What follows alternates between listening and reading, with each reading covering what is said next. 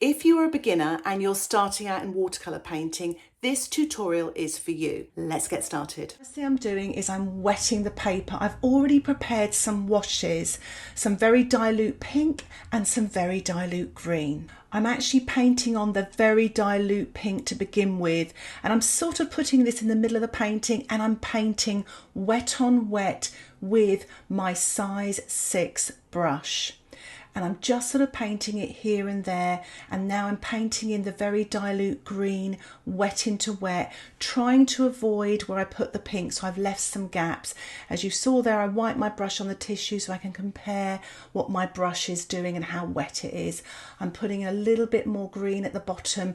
Most of the green in this painting, or in the photograph, in the reference photograph, is at the bottom. So I'm using the size 6 brush to paint in some of the magenta. I'm still working wet on wet, but the paint's slightly thicker. I mean, when I say thicker, it's still very watery, but it's not as dilute as that very pale wash. And I'm just dropping the colour in. I've swapped now to my size 2 brush, and I'm just drizzling in this paint and just putting it here and there, just trying to get some inspiration from the reference photograph. What I'm doing now is I'm just tilting my sketchbook down a bit just to get the paints sort of blending a little bit, and I'm just picking up the excess liquid there at the bottom with some kitchen towel, really trying to be as careful as I can. And now I'm tilting it the other way. I don't necessarily want the green and the pink to mix entirely, but I just want them to sort of be blended and be quite soft.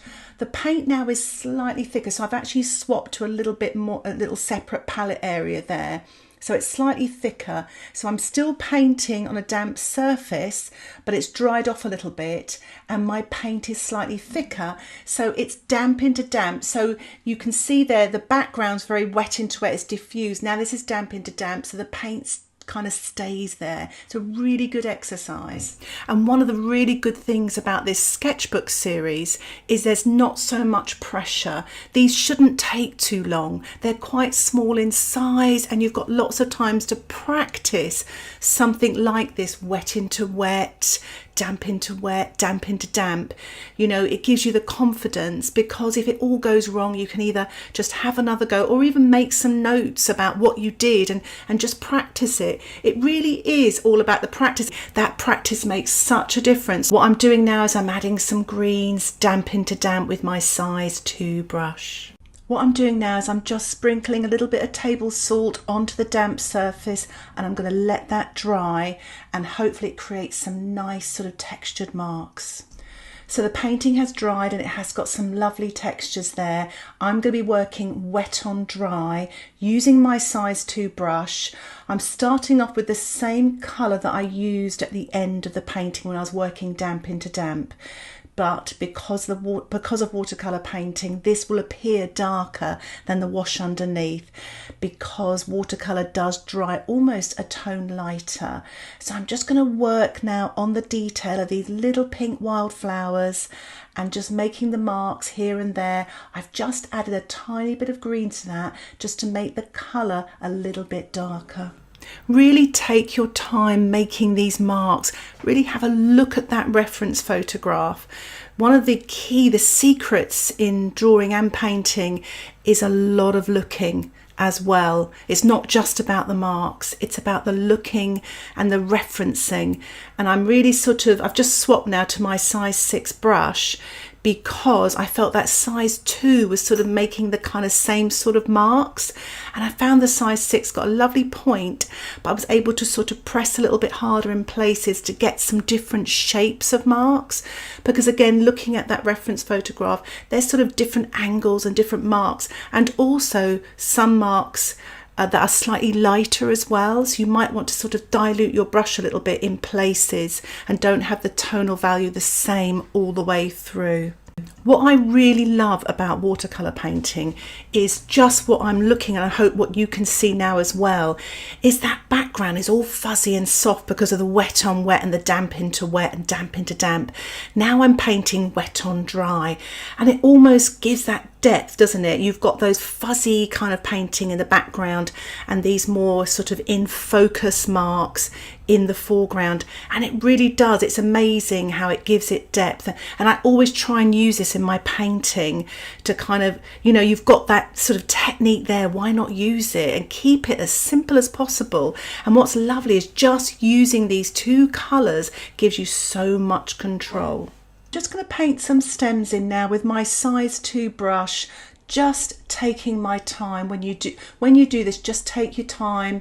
I'm mixing up a little bit of the green with the pink to sort of create a really nice dark colour, and I'm just sort of, as you can see there, very carefully painting that up to the top, and as it gets to the top it gets a little bit thinner. And now I'm putting some of the foliage, some of the leaves, some of the stems towards the bottom here, mixing up a variety of colours, the green with touches of pink, and painting this wet on dry with my size 2 brush. Try to vary your strokes, they don't all look the same, and some are longer, some are shorter, so it looks more natural looking. I'm putting in some very pale pink stems here, and I want them, even though it's wet on dry, I want them to look like they're in the background, they're behind a little bit. It's quite effective. I'm putting some slightly paler marks here as well. I felt the ones I painted previously were just a little bit too dark, so I'm painting some paler marks there. So you've almost got the fuzzy marks behind, and you've got these paler tones and then the darker tones. It really creates lots of lovely depth in your painting. And I'm just painting again more dark. So if you want to, you can dry this in between times if you don't want your colours to bleed into one another. It gives you a little bit more control. But what a gorgeous colour it is, isn't it? The magenta and the pink. You create some lovely darks with this. I'm doing what I love to do, a little bit of spattering. It creates some lovely texture. If you look at that reference photograph with those tiny little marks, it's really effective. I'm just giving it a final few darks in the foreground here, sort of going between the pinks and the green and the pink. And now I'm putting some really, really tall, sort of thin stems in here. I'm trying to sort of really just create this really lovely atmospheric scene, just using these two colours, mainly with just 2 brushes as well. It's just such a lovely thing to do on your sketchbook. You don't have to worry. I know some of you have said it was tricky painting stems, so I'm actually using my cut up store card, plastic card, dipping it into the paint and then printing the marks onto the paper. I mean, it gives you varied effects, but I think it's quite a nice contrast to the softer marks that I got from the brushwork. So maybe give that a try. If you're not sure about it, have a little bit of a practice first of all. I'm mixing up a little bit more of pink just to get some bigger blobs for the final sort of marks in this little sketchbook painting. I'm removing my framing tape so it's got a nice little white border. I think it looks so effective. It really frames your work really, really well. I'm taking it off carefully because I don't want to tear my paper. But remember, if you're worried about that, blow dry your masking or framing tape beforehand. It softens the glue and it sort of prevents it from tearing your paper. I'm going to sign my little painting now, just so it's quite nice in your sketchbook to know the date and things like that. So there we are, finished. So I really hope you found that tutorial helpful, and it's a good idea maybe to use another colour and just keep practicing. So for this next tutorial, it's going to show you in a step-by-step demonstration just how to get that lovely atmospheric effect and beautiful colours of autumn trees using just 2 colours. I pre-drawn this painting with an HB pencil and masked out with masking fluid all of the light areas. I've mixed up my colours. I'm using burnt umber and quinacridone gold, and I've wet the paper with my large size 14 brush, and I'm dropping in the quinacridone gold wet on wet, just putting it all over the painting in all those sort of lovely light areas. I'm going to make the paint slightly creamier. It's still quinacridone gold, and I'm dropping this damp into wet so the paint isn't as wet as that first layer, and I'm putting it here and there with my size 10 brush. And now I've made the paint even slightly creamier and just drop that paint in there. And I'm going to mix up a little bit more quinacridone gold, and I'm going to dab this in with my natural sponge, damp into damp, in the foliage area and on the fallen sort of leaves on the ground to create lots of texture, but it's going to be soft edges rather than hard edges. Remember to really press gently when you're using a sponge. I've allowed my painting to dry and I'm now sponging wet on dry, so you're going to get lots more texture using the sponge in this way.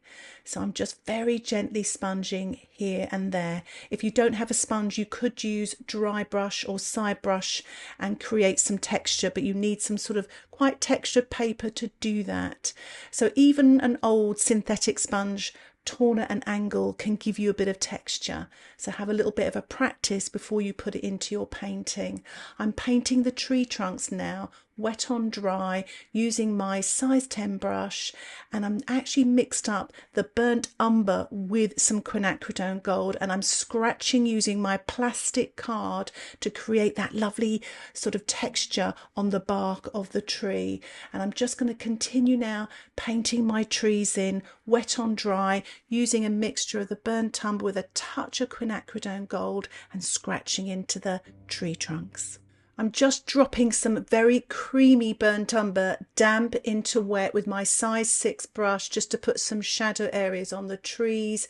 I've turned my painting upside down now, and I'm painting some of the middle distant trees and distant trees. I've watered down the burnt umber so it makes the tonal value a bit lighter to create some distance, and I've dropped some little bit of burnt umber damp into damp.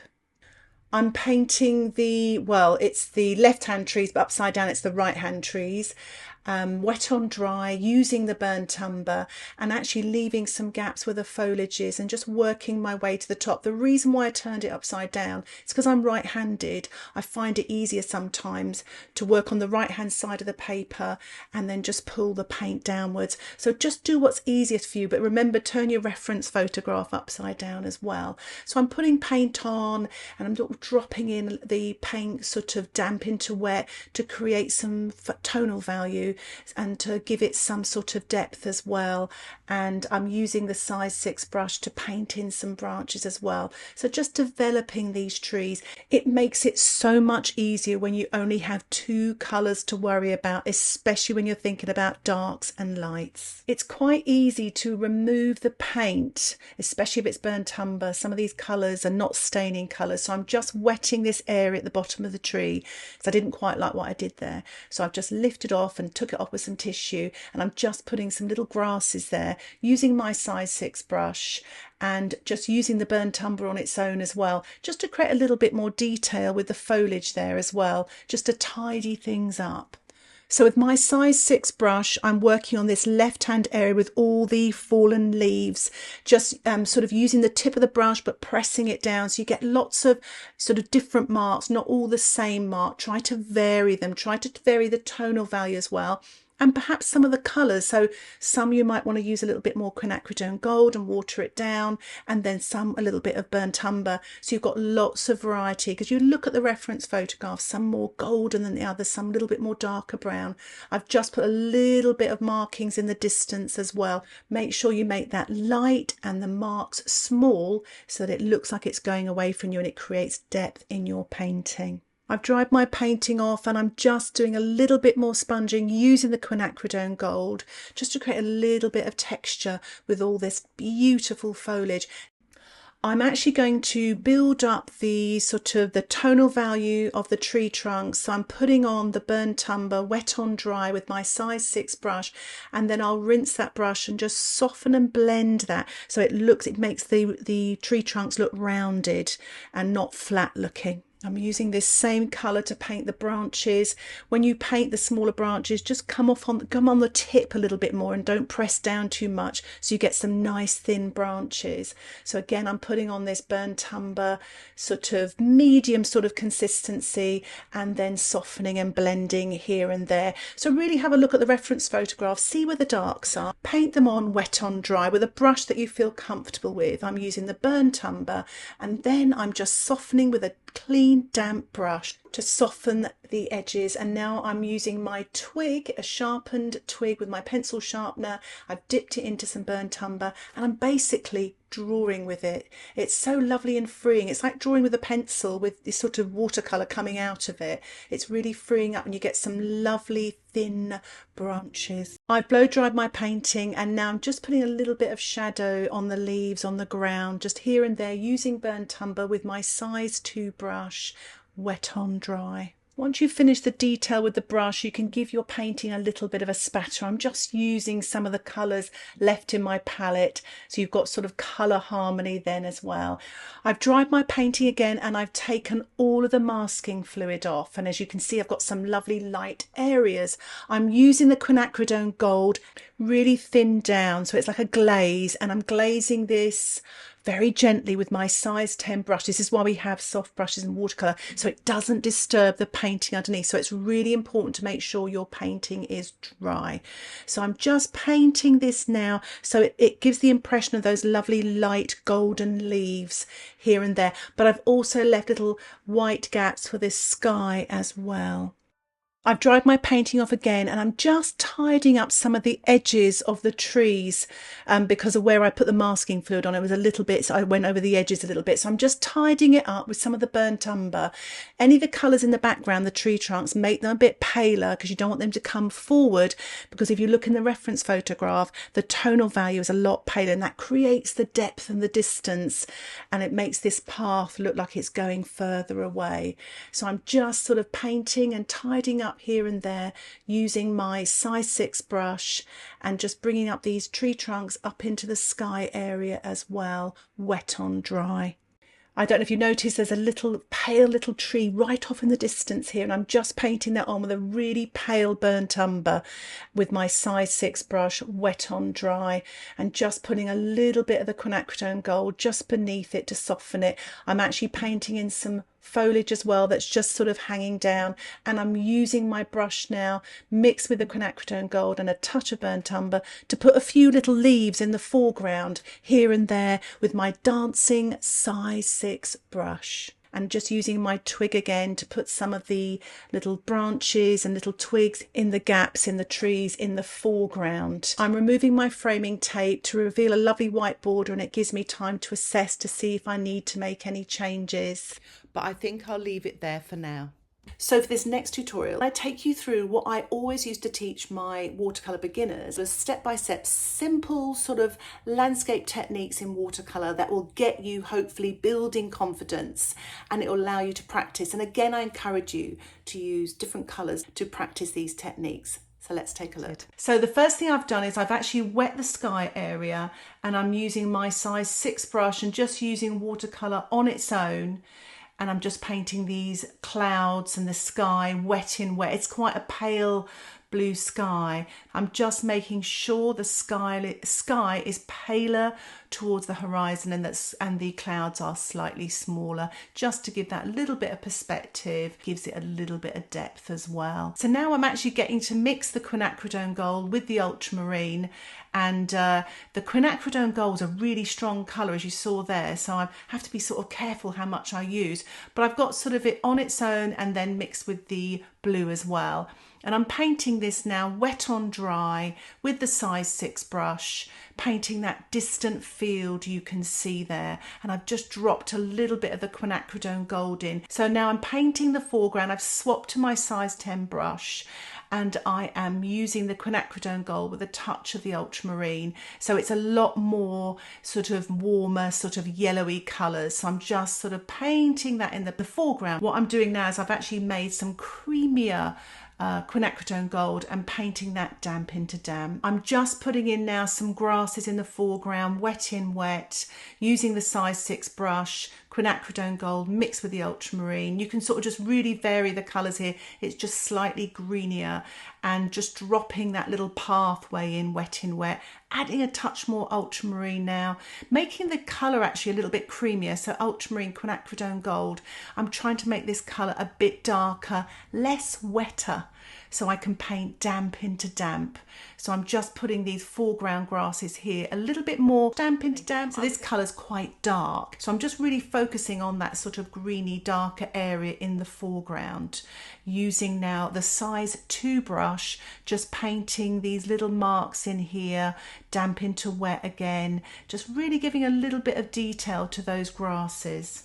Take your time and you can just vary the colours, and you're just making these little marks. And if you look at the reference photograph, you can see these little textural marks sort of in the field. Now what I'm going to do now is I'm going to use my twig, and I'm just going to scratch the paper just to give a bit more texture and detail to these foreground grasses, and leading your eye through into the sort of middle distance with that sort of pathway. Now I'm mixing up ultramarine, and I've got a tiny touch of the quinacridone gold in there because I want to paint cooler sort of colours in the distance. I'm painting the distant trees.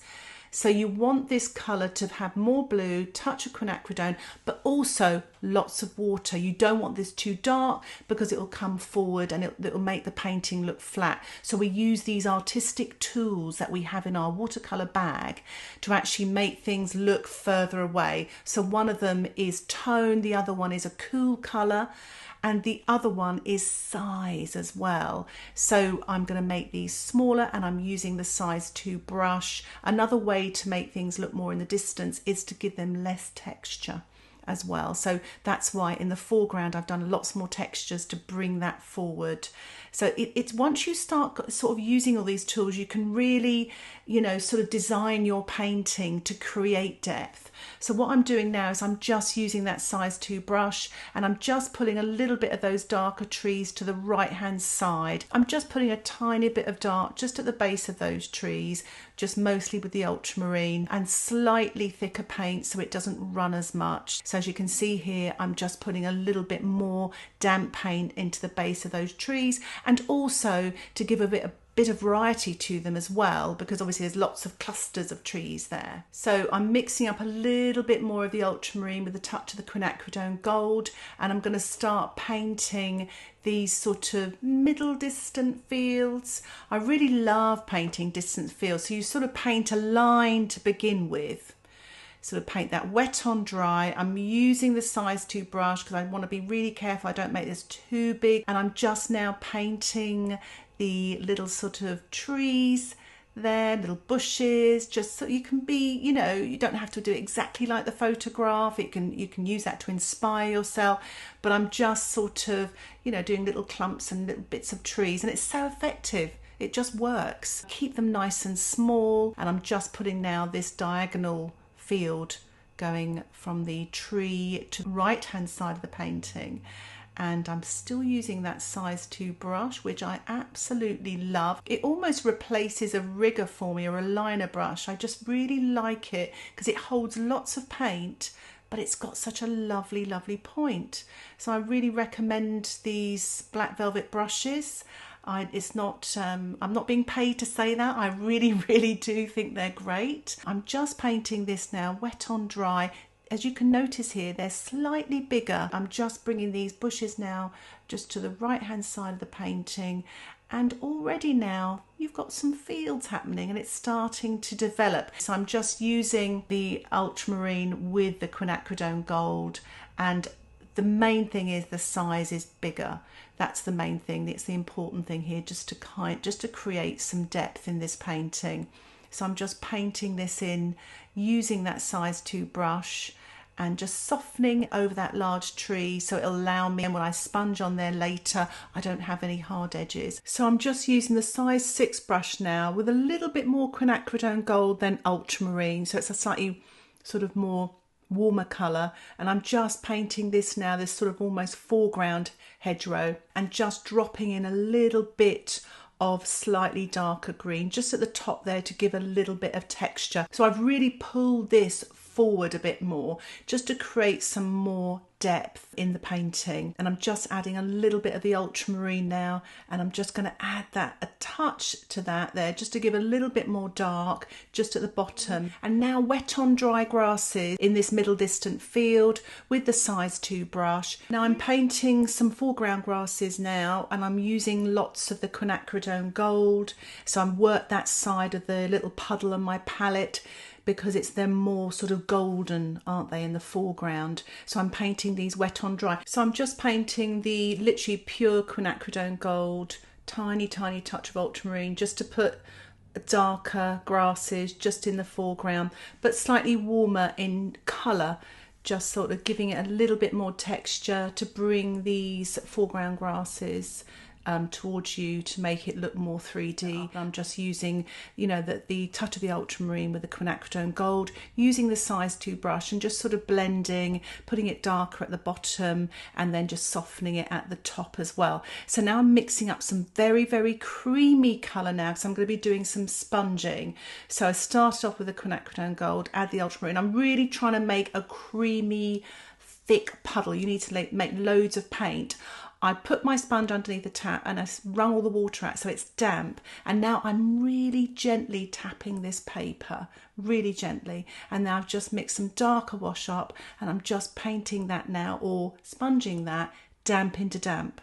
And now that's a really creamy dark colour, and it's mostly ultramarine, and I'm going to use the sponge and again gently tap this dark, just to kind of create that texture and the dark tonal values of that large tree, but also you've got some of the lighter tones in there as well. I've kind of used a bit of artistic license, and I'm using the twig now to draw out some branches. Again, it's not really in the photograph, but I like to do things like this, you know, create more texture and detail. The twig was a little bit thick actually, so I'm using the corner of the card here just to paint with. I'm actually just using the paint to draw with while it's wet, and it's really effective.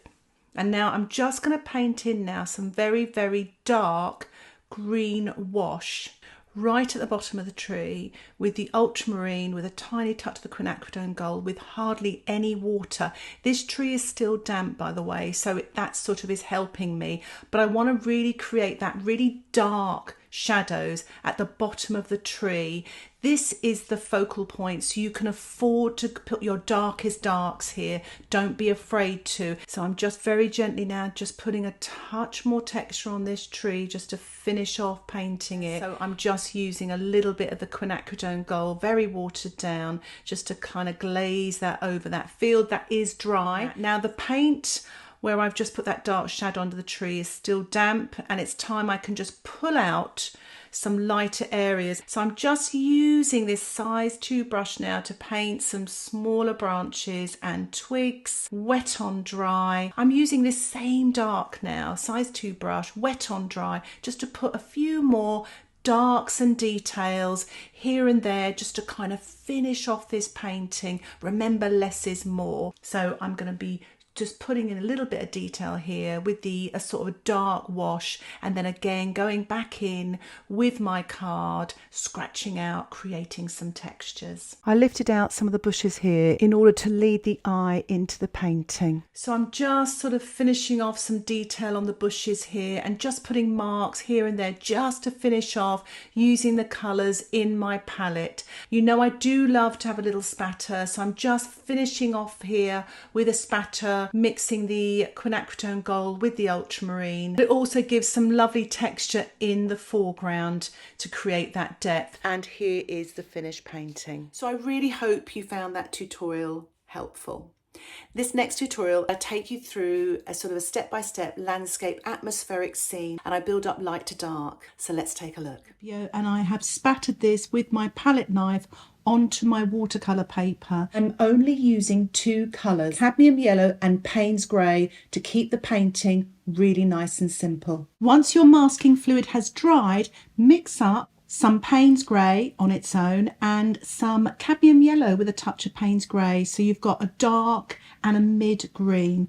I'm using a large brush now, and I'm going to wet my paper here and there. I've got an exciting technique for you here, just dropping in colours. It's really wonderful. It's very, very loose. Try to avoid wetting any of the very light areas. Once you've wet your paper, I'm just getting a little bit of the yellow on its own because there's some real light here on the horizon area, and I'm just dropping in some yellow, then a very, very light green.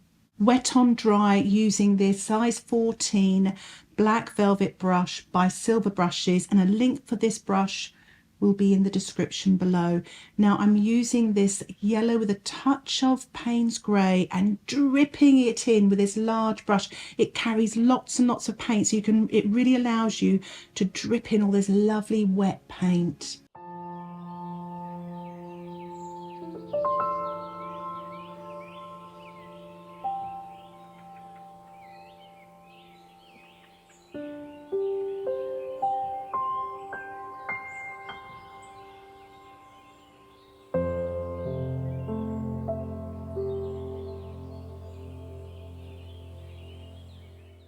So as you saw there, I painted in the Payne's grey on its own. I've really gone very, very bold with my darks, because if you look at the reference photograph, it's all about dark and light. I took this photograph myself near where I live, and I was taken by the sunlight coming through those trees, and I wanted to actually get that across in the painting. So I'm being very extreme here. I'm just giving the painting a little tilt now and letting things all run. I'm using my twig now just to get some lovely yummy effects where the trees are, to show all the sort of foliage and little branches and twigs, and just getting these really random abstract effects. I'm using my large size 14 brush now, clean brush, and I'm just softening some of the edges here so you get this beautiful diffused light where the sun's coming through the trees.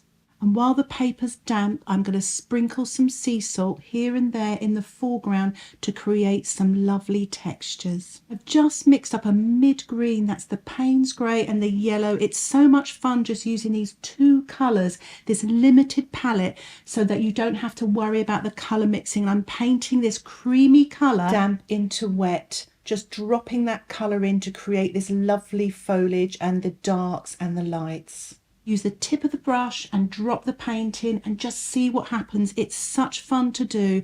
Try to make sure to leave lots of light. Don't get too carried away, and make sure the paint's quite creamy. If it's watery, it will dilute too much and it'll all look one colour.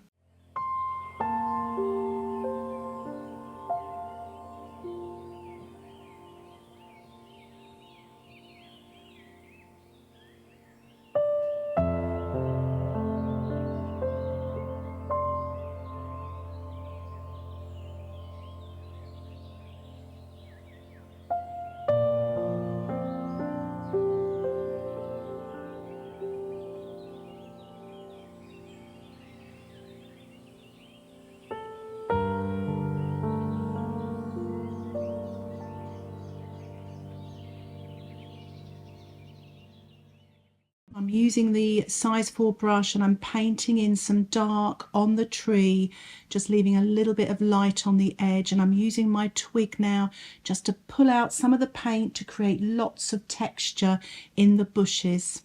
Once your painting is dry, brush off all the salt with a piece of kitchen towel. I'm using the size 4 brush and I'm using the cadmium yellow with a tiny touch of Payne's grey, and I'm just painting in that background feel. It's flooded with light, and I'm painting this wet on dry, and I'm using the large size 14 brush just to dilute away. I'm doing the same on the left hand side and just diluting away just to create some lovely light. I'm using a sponge now. It's a natural sponge. I'm dipping it into water. I'm going to wring out all the water so it's damp, and I'm going to sponge in some dark green on the foliage of the trees and the bushes. You can paint the wash onto the sponge, or you can dip the sponge in, whatever suits you. Try to press very gently. Don't press too hard. The softer you press, the better the texture.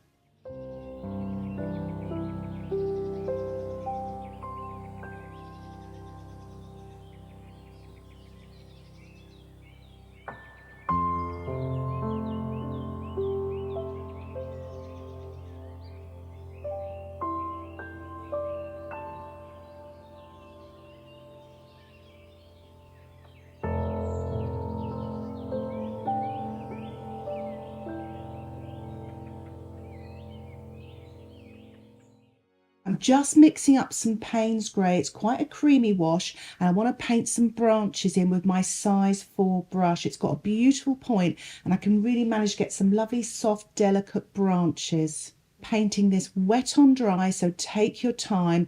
Now I've swapped to my twig, just an ordinary twig from the garden. I'm putting the wash on the twig and I'm painting in smaller branches. It gives you a lovely fine line, and there's a real feeling of security when you're using a twig. You know, you don't mind, you kind of free up a little bit more. I think you'll really enjoy having a go at that technique. All you have to do is put your twig in a pencil sharpener and sharpen it so you get a nice point. I'm also going to use my size 4 brush to put the rest of the branches in. The painting is dry and I'm removing the masking fluid. I'm using my framing tape, but masking tape will be fine as well. I find it just a little bit tidier. It takes off the masking fluid really well. Use it the sticky side down and use it flat to the paper and pull off. It's just like a rubber and it tidies up all the mess as well. Using a lighter green wash now, that's the cadmium yellow with a touch of the Payne's Grey, quite creamy, and I'm just sponging on some quite light foliage now. Remember to press really gently. I'm using my size 4 brush and I'm using just Payne's Grey. This is wet on dry, and I'm just going to paint in the fence and the gate.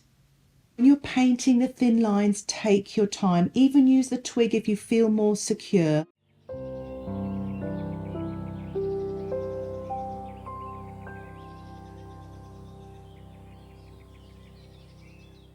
I'm using my plastic card now. It's just an ordinary store card cut up. I'm using white paint and I'm printing it on the top of those thin lines to look like the light is coming from above.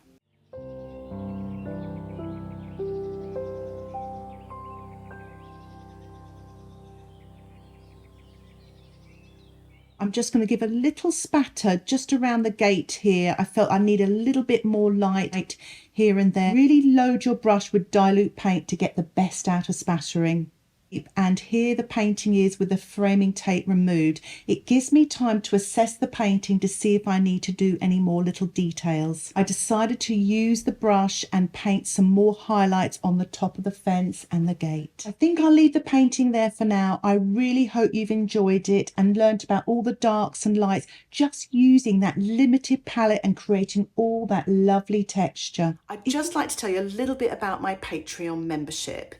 It supports the content that I create here on YouTube, but you can also get access to my outline sketches, and all of my tutorials are ad-free. They are extended tutorials and they have lots more voiceover. The other thing is that you can get access to my exclusive tutorials, and you can cancel anytime. There is also an opportunity to join my Facebook group, so I really hope you'll join me there. Details about my membership can be found in the description below. Just click Patreon. And if you have any questions, please don't hesitate to ask me. Just put those in the comments section below. So for this next tutorial, I've got a little bit more of a complicated landscape scene. I'm pushing you along a bit, and I really hope you're going to find it helpful. Let's have a look. I've sketched in the drawing for my painting with an HB pencil on cold press watercolor paper. I'm using ultramarine and burnt sienna. My first tip to stop your painting from drying out is, at this stage, really spend quite a long time wetting your paper so that you actually make sure that it's really nicely soaked, and let the water soak into the membranes of the paper, and then wet it again so it stops your paper drying out too quickly. If you find your paper still dries out quickly, go to a smaller size and keep practicing it until you get more confidence. Another tip I'd like to share with you is make sure you prepared your paint, your washes, before you wet your paper. It gives you more time. So I'm painting this burnt sienna wet into wet in the middle of the sky, over the distant trees and the fields and roads, over the tree as well on the right hand side. It's a very, very thin wash. By putting a wet wash on top of a wet painting, you're kind of re-wetting the paper again, and it gives you more time because you're basically wetting the paper again with colour, so it prevents it from drying out too quickly. I'm now applying a thin wash of ultramarine with my size 14 brush in the top part of the sky. Now painting using my size 6 round brush, a creamier burnt sienna wash on its own, and just dropping it in below the horizon on the left hand side. And I'm using the size 10 brush and painting wet in wet that hedgerow on the right hand side. I'm now painting in the distant trees, and I'm using my size 6 brush and I'm painting damp into wet. So I'm actually, if you saw there, I took a little bit of the excess paint off on my kitchen towel, so that made the paintbrush damp, so it doesn't run too much into the sky. And I'm doing the same here now. I've mixed up, as you can see there, taking the excess off. I've mixed up a mixture of ultramarine and burnt sienna to make this sort of grey wash, and as you can see there, again taking out the excess, and that means the paint's damp and the paper surface is either wet or damp, so it gives a nice soft edge and it doesn't run too much, so it creates this look of the distant trees. And I'm doing the same thing into this sort of larger tree in the distance, using a mixture of the ultramarine and the burnt sienna mixed together with the size 6 brush, damp into damp. If you find your paper is drying at this stage, give it a very fine mist with your spritzer bottle, and just keep an eye on the surface of the paper.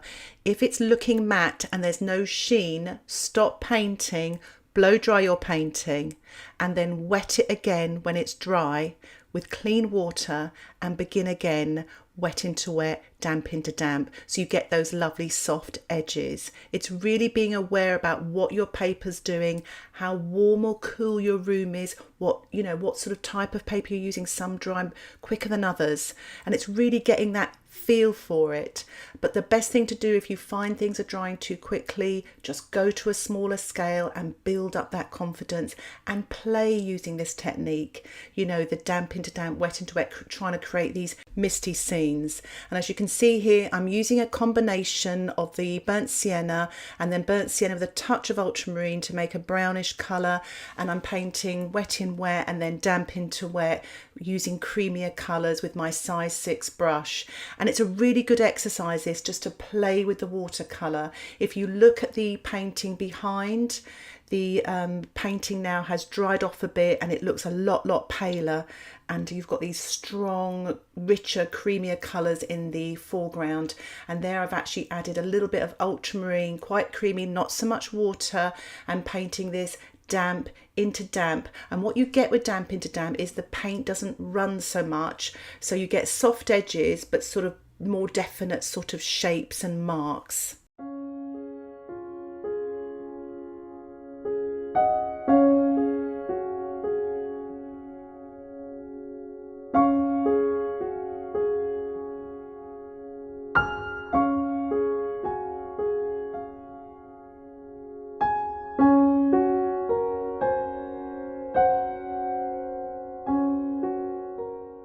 I'm using the plastic card cut up just to draw out the paint to create these lovely thin lines and scratch into the surface of the watercolour paper to create some lovely textures. I've allowed my painting to dry and I'm wetting the sky area again. Do this very gently because you don't want to disturb the paint underneath. So I'm working on the right hand side of the painting, and this again also helps with the drying times, so you're just sort of concentrating on one section and it gives you more time so you can concentrate it. And I'm sponging damp into damp, a mixture of ultramarine and burnt sienna mixed up together with a natural sponge, but you could use a synthetic sponge as well. The sponge is damp and I've wrung all the water out, and it creates this lovely diffused soft sort of foliage. And I'm painting some burnt sienna on its own, wet into wet or damp into wet. The paint's quite creamy and it's just fun. Look how it's just running there, it's gorgeous. And just sort of softening these colours, it goes towards the distance. The tonal value isn't as strong to create depth. And now I'm just mixing up ultramarine and burnt sienna together here to create this lovely dark. And if you look at the reference photograph, it's really dark on the right hand side. And I'm painting this damp into damp with really creamy paint.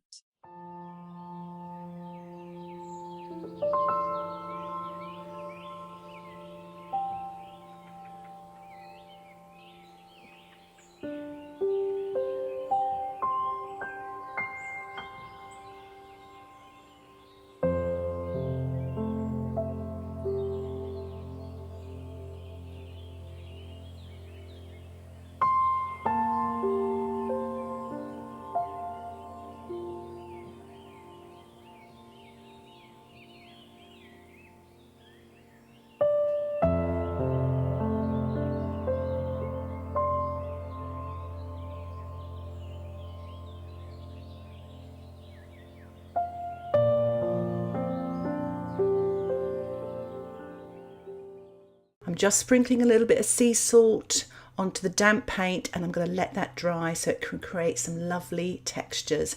There we are, the painting has dried and I'm brushing off the salt, and look at that yummy texture there, it's gorgeous.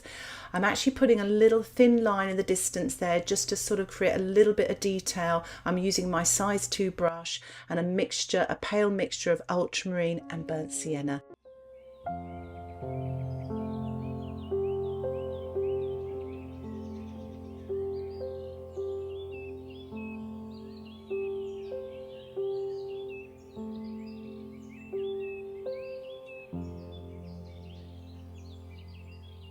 Wetting the entire road with my size 14 brush, and I put a very thin wash of ultramarine and burnt sienna mixed together, but I want to keep the top of the road, the distant road, nice and light.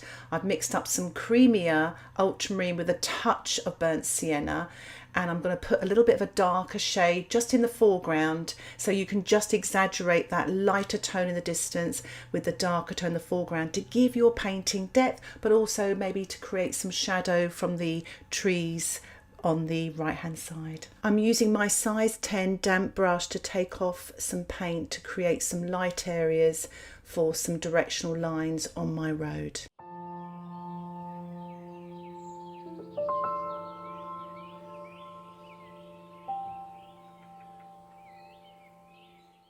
Just sponging in now, wet on dry, a mixture of ultramarine and burnt sienna to create some lovely textured foliage.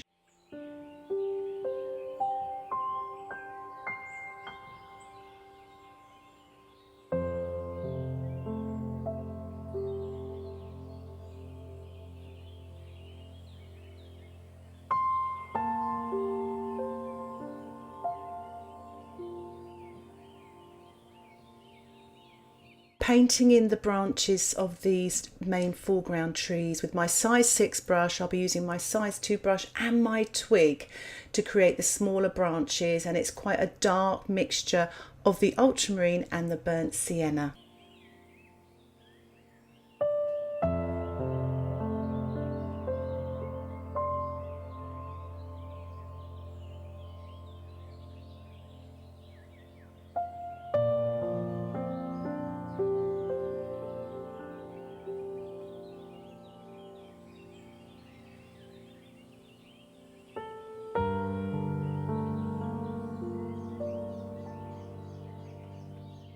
I've turned my painting upside down because I find it easier sometimes to paint branches this way, because I'm pulling the paint towards me rather than going upwards. It's just something personal to me, but you may find this easier also. Why not give it a try?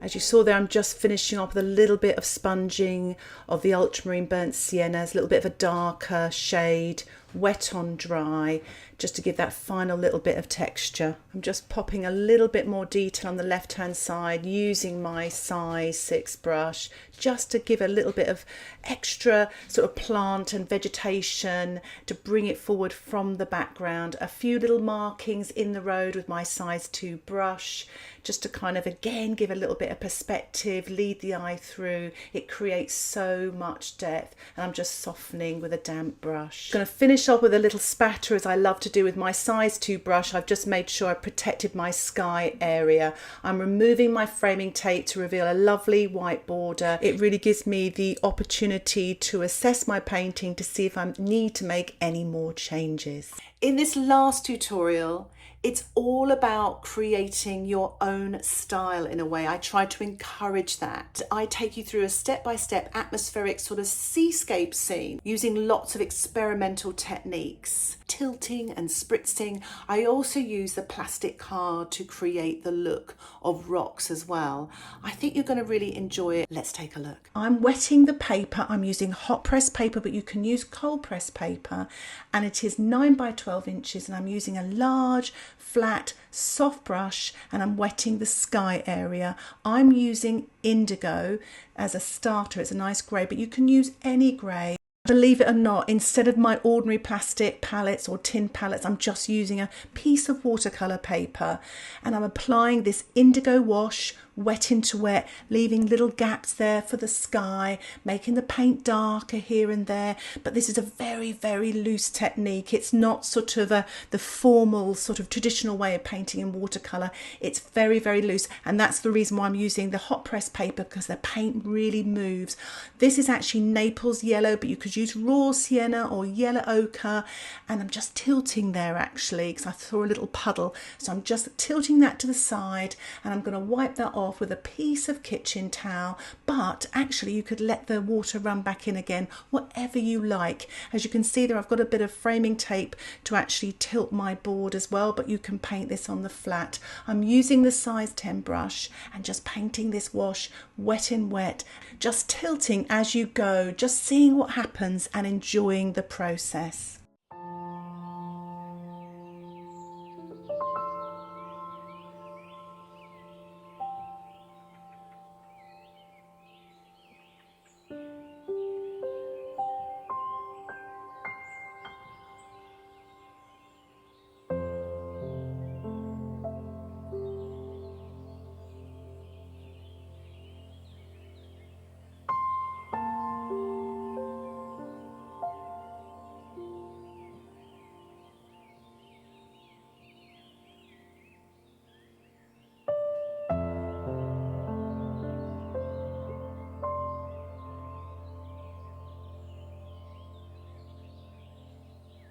It's so lovely, just all this tilting, and you get the little bits where it's drying off a bit, so you can see that white cloud there. I've given it a little spray with my spritzer bottle, because if the paint's drying a bit, you can get it moving again.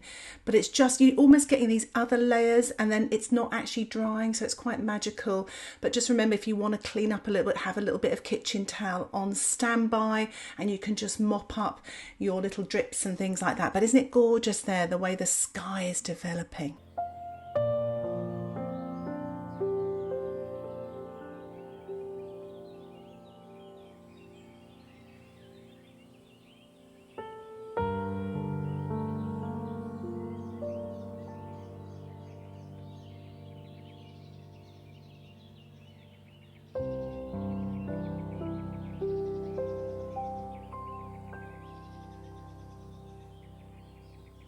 I'm using my pipette just to drop some water in this drying wash, all the things you're not supposed to do in watercolour, and it sort of dilutes what's on the paper, and it can actually create backgrounds. But this is all about the sort of the atmospheric and the abstract, creating this sort of wonderful atmospheric sky with the backgrounds and the softness, and then we'll be using the card to create the mountains and the textures.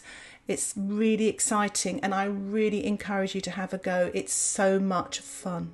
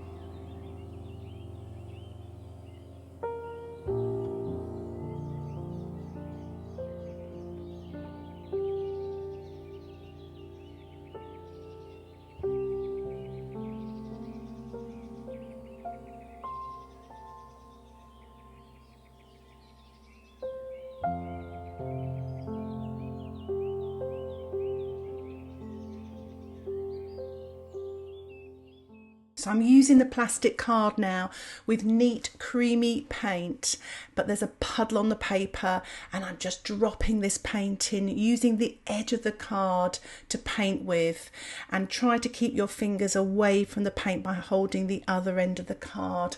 It does get a bit messy this, but as you can see you get lots of accidental sort of mistakes in a way, but you kind of just go with it, see what happens. It's very therapeutic this.